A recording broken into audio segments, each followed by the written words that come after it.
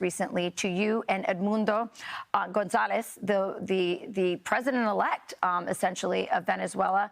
What did that letter say, and is it enough? Thank you so much, Rachel. This is a huge opportunity to convey a message to all Americans in terms of this decisive moment Venezuela is going through. We received a letter from the Vice President. She recognized the courage of the Venezuelan people, our determination to fight until the end, because we will be free and we will bring our kids back home. Last July 28th, was a huge victory of the Venezuelan people. We won by a landslide against all the obstacles of the dictatorship, with censorship, persecution, with no money at all. It was huge. We had over 1 million volunteers displayed all over Venezuela, and we were able to collect all the voting tally sheets. We digitalized them, we put them in a website for everyone to scrutinize and audit. So now everybody knows in Venezuela and abroad that Edmundo Gonzalez is president-elect and Maduro was defeated.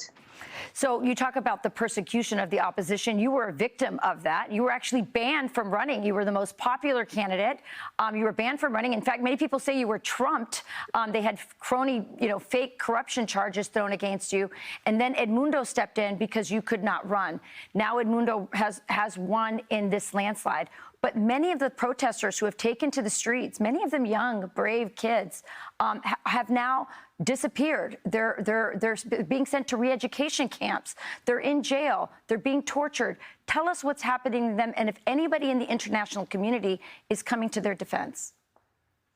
Well, effectively, Maduro's response to this huge defeat was to unleash a campaign of terror. This has been brutal. Over 2,000 people have been arrested or disappeared. Volunteers that only work as getting the tally sheets and as observers of the polling process, of the voting process, their homes have been raided. There even have been marked with crosses on the doors of those houses.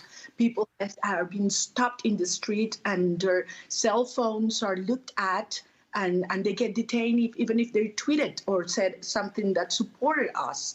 Edmundo and myself, we've been accused of terrorists and most of our team and colleagues are at this time in hiding to protect us, but we will keep on fighting, peacefully protesting, increasing pressure domestically and internationally until Maduro understands that his best option is to accept the terms of a negotiation that would bring us to a transition to democracy. What exactly, and I don't have much time, what exactly do you want the international community to do? What would help bring about justice in this election?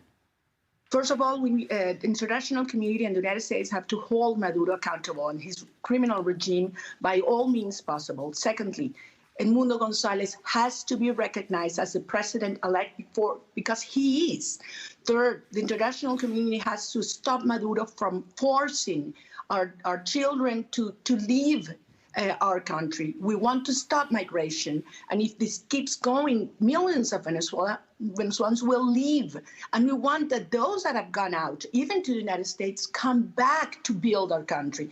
And we want to ensure you that we will ensure that Venezuela doesn't function as a dependent proxy of Russia and Iran, and as a hub of criminal organizations and drug cartels as it is right now. We will turn Venezuela into a democratic nation, truly engage with our partners in this hemisphere, including the United States, to promote security and prosperity for all. We have the chance now.